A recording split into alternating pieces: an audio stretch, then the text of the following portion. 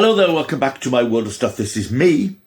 Hope you're all well. It's March the 7th today. We're expecting a belt of cold weather to sweep across the country. It hasn't reached me yet here in South Wales. It's quite sunny, fairly warm. And I thought what I would do today is just do a quick update video. I did one a few weeks ago. It seemed to go down quite well. A bit of a potpourri of bits and pieces. I'm going to do 4 quick film reviews and a TV recommendation. If you like this sort of thing, this sort of content, why not press that subscribe button? That would be fantastic. I'd love to get to 300 subscribers. I'm not asking for much. We're creeping there slowly but surely. So if you've stumbled across this channel and quite like people talking about films, why not click and subscribe? And you can also leave a thumbs up and leave a comment, which would be absolutely marvellous thing to do. So see what I thought I'd do on this video. I just talk about a few films I've seen recently, just mini reviews rather than individual videos. Some quite well-regarded films which I finally caught up with. As you know, normally I'm talking about Marvel films and the big blockbuster films and the silly sci-fi films and genre films and classics. But as it's coming up to Oscar season, I thought I'd try and catch up with some of the runners and riders. I've seen some of them. I've obviously seen Banshees of Inisherin, which is widely tipped to do well.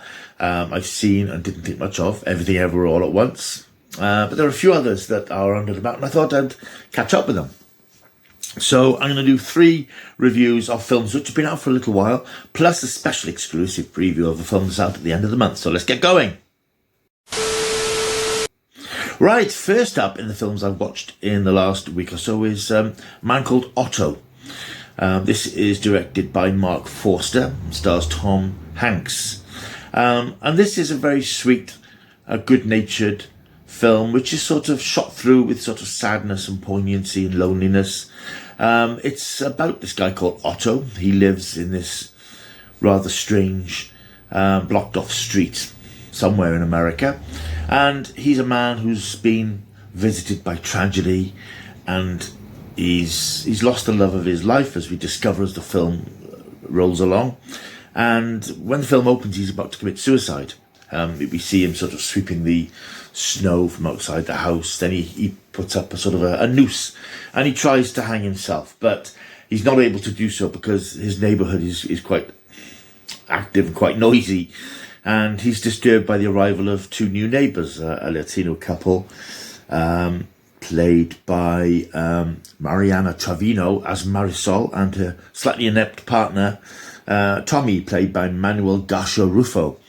And as the film wears on, I think it's one of those films you watch it and you sort of know where it's going.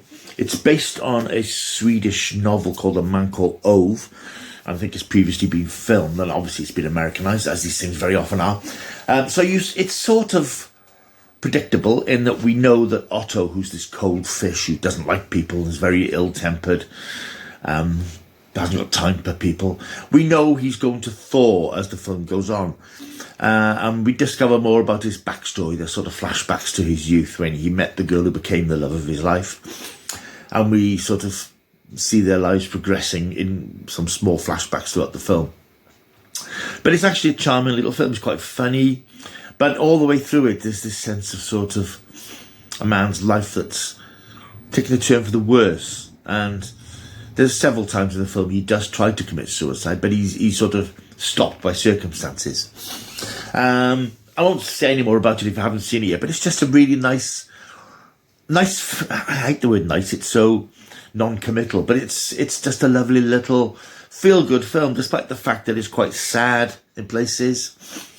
And it's telling the story of an unhappy person. It's quite uplifting and quite warm-hearted. It's quite witty in places. And it's really enjoyable. It's a really, I nearly said it again. It's just a good-natured, feel-good film. And it is nice to watch a film that is all bang and flash now and again. That's actually a human story about real human beings. And I really enjoyed it. And I'm going to give it an 8.5 out of 10. That's A Man Called Otto. Next up was a film I wasn't sure I was going to watch. It's directed by Steven Spielberg. It's his latest. It's called The Fabelmans. It's 2.5 hours long, which in itself is a bit off-putting.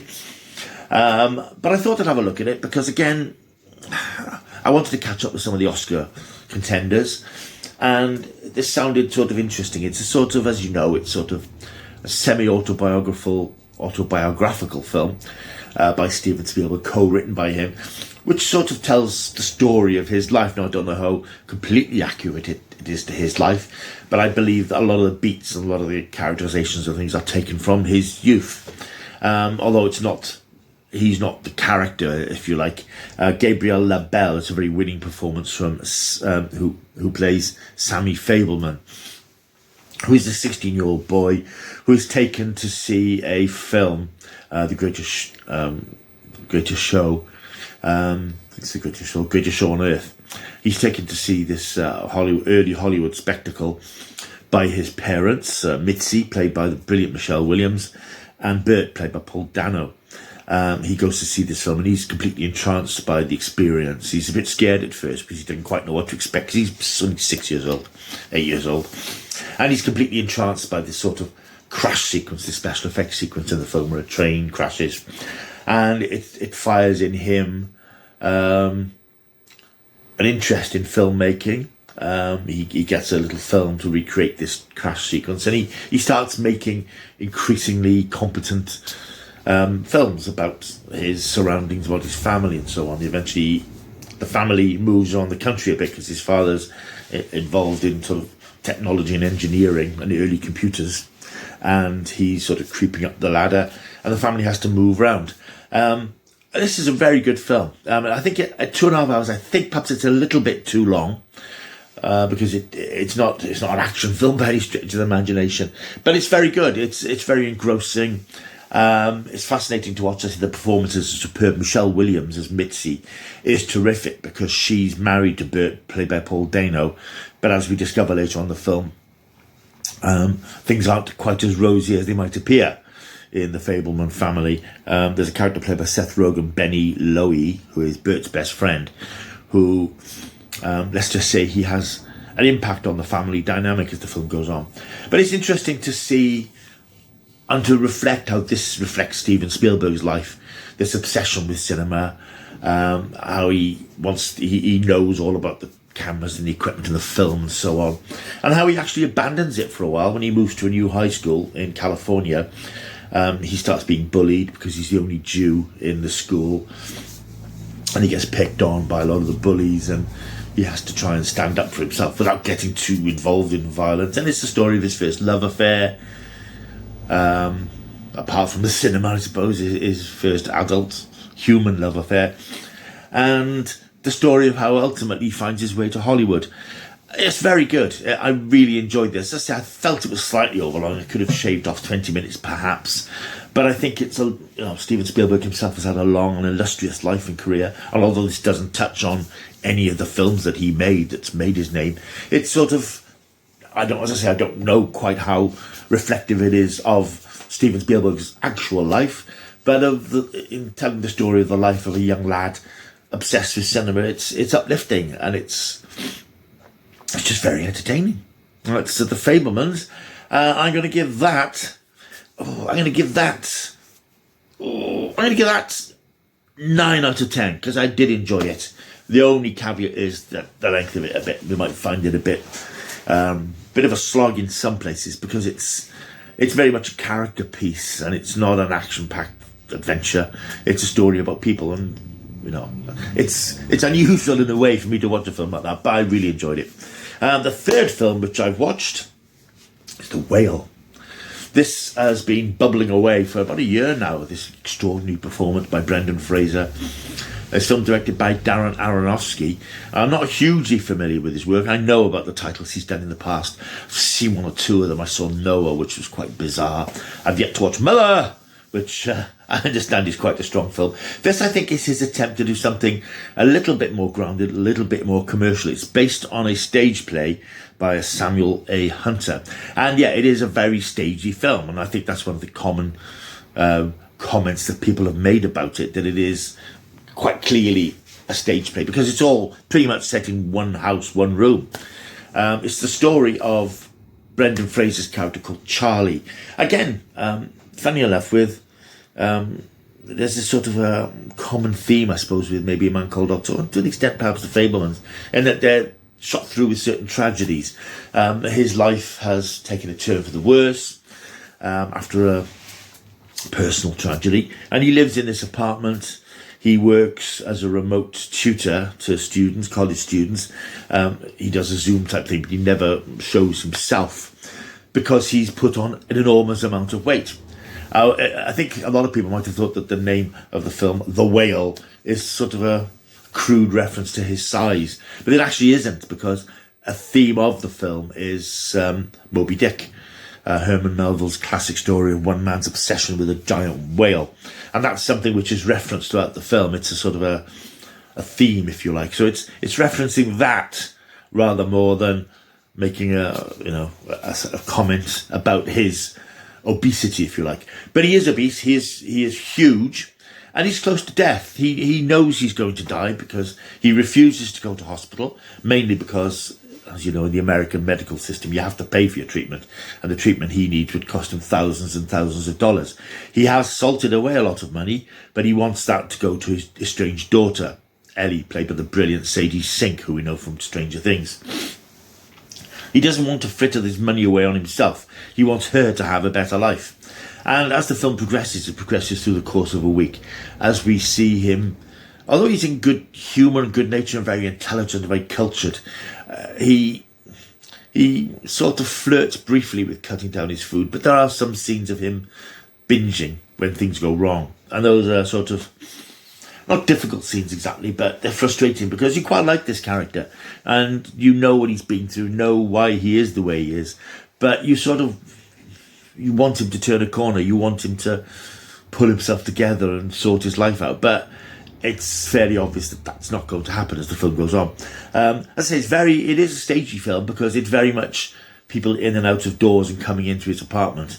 There's a character called Thomas who's a religious door-to-door missionary, I suppose you'd call him, sort of person who comes to the house to try and convert him to God.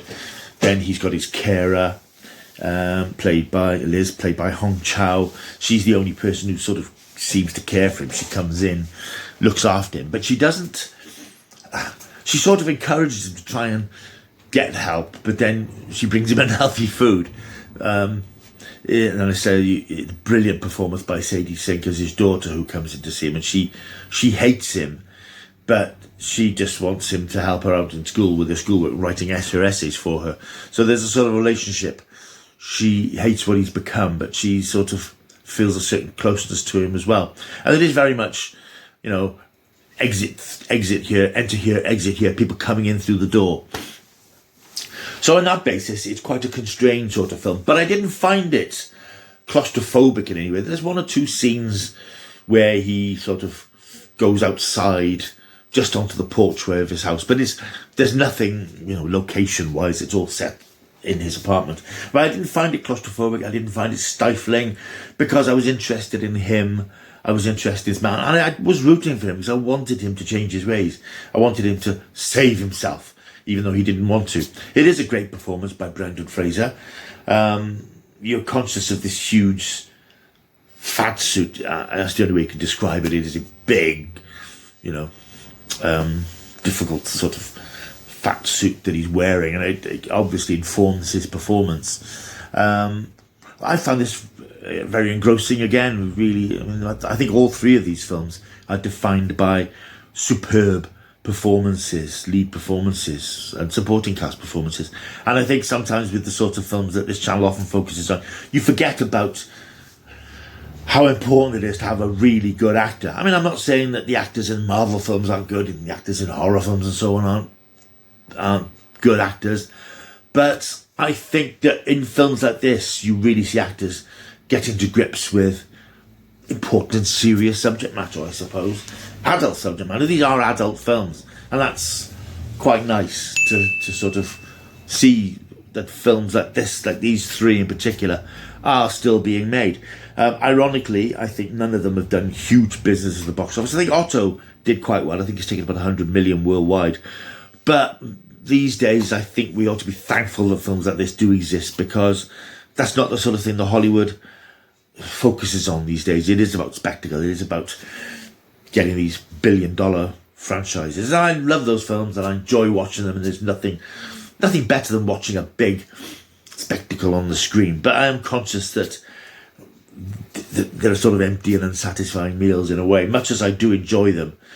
But these are films that make you realise what cinema is really for, I think, telling human stories about ambition and loss and grief and people's humanity. And I'm going to give The Whale, incidentally, I'm going to give that 8.5 as well. 3 really good films. If you haven't seen them yet, I do recommend that you try and catch them. Right, another film which I have had an opportunity to see. I had a screening link, and there's a review on the Starburst magazine website and in the new issue of the magazine. This is coming out, I think it's the end of the month, presumably quite a limited release, because it's probably, it's not blockbuster material. It's called The Infinity Pool. Sounds like a Marvel film, but it isn't. It's directed by Brandon Cronenberg, who's the son of David Cronenberg. Now, I've never been a huge fan of David Cronenberg's sort of body horror films. He's sort of obsessed with the degradation of the human body and how that affects people. His son is, for the basis of the films he's made so far, he seems to be more interested in mental deterioration and how people damage their mental capacity, for like, by the things that they do. This appears to be a fairly straightforward thriller in some regard.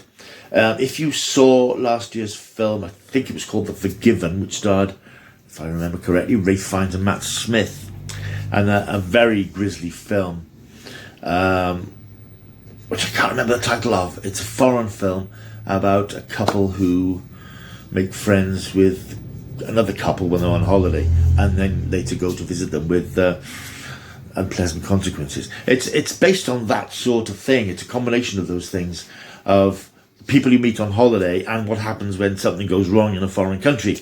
It stars Alexander Skarsgård and Cleopatra Coleman as this American couple who have gone on holiday to this fictional resort somewhere in Europe, Middle Europe somewhere. He's a writer, but he struggled to write a successful book after his first, which came out years ago. And they're on holiday and they meet up with another couple. And they go off on a sort of day trip where they're not supposed to go outside the compound. But when they're out there driving back, Alexander Skarsgård's character runs over a local in the pitch dark. He's arrested. The only way he can avoid execution, which is the punishment for this offence, is to... This is the science fiction element of the story.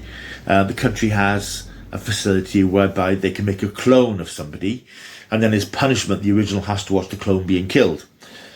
He takes this opportunity, obviously, and he and his wife watch this clone, which is the exact duplicate of him being killed. Story progresses then where he realises that lots of other tourists and expats who live on the island, they come to the island to do terrible things, knowing that they've got this escape clause by having their clones killed and tortured.